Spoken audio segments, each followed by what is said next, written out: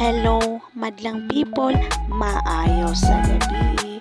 For today's video guys, bitaw ay for today's video, nagbuhat ko og pang extra income nga buko pandan tagdan peso ang isa.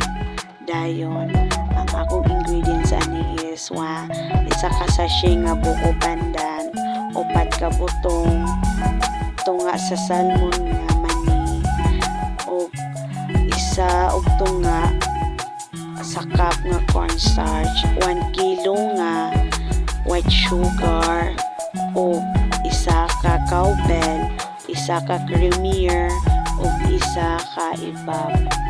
Kay trabahante raman ta, maunang kayod pobre kay para kita naay kwarta.